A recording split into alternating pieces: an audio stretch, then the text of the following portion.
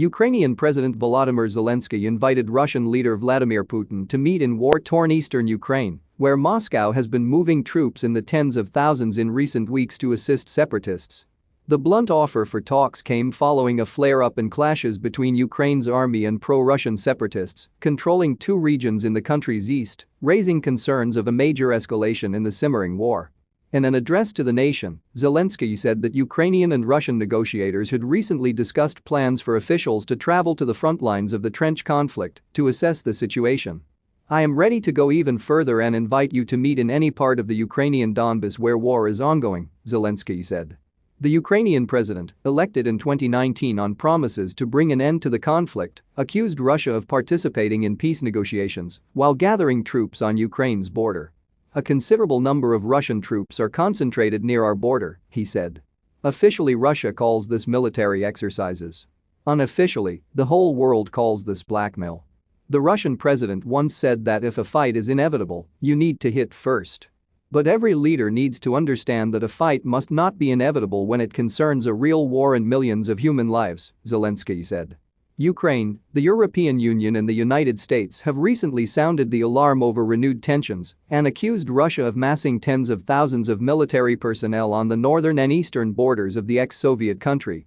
The EU on Monday estimated the number of Russian troops along the Ukrainian border to be more than 100,000 during talks with Ukraine's foreign minister, who encouraged Western countries to hit Russia with a deeper package of economic sanctions over the conflict. Kyiv has been battling pro-Russian separatists in the eastern Donetsk and Lugansk regions since 2014, following Moscow's annexation of the Crimean peninsula, a move that plunged Russia's ties with the West to new lows and led to economic penalties.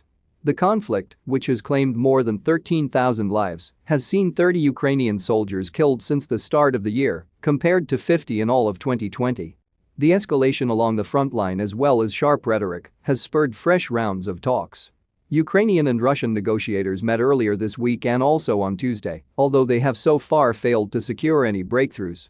Zelensky said in his address to the nation that although Ukraine did not want war, it was prepared to fight.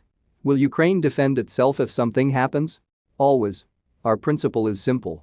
Ukraine does not start a war first, but Ukraine always stands to the last," he said. On the front line, however, fears were growing of a major escalation, with soldiers set to repel attacks and streets in towns near the front line empty over fears of a return to war. Yuliya Yevchenko, 27, who lives in a partially destroyed residential building in Krasnogorivka under government control, said the sounds of loud shelling could be heard recently in the town just kilometers from the front line. "We had a truce, and now it is war again," the mother of four said, holding her one-year-old son in her arms.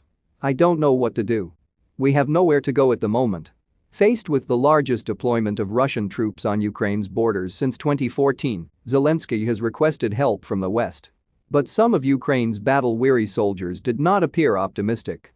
"The world says it wants to help Ukraine," Taras, a 24-year-old soldier, told Agence France-Presse, AFP, in the front-line village of Mariinka, west of the separatist stronghold Donetsk. "But for now, we are fighting against Russia on our own."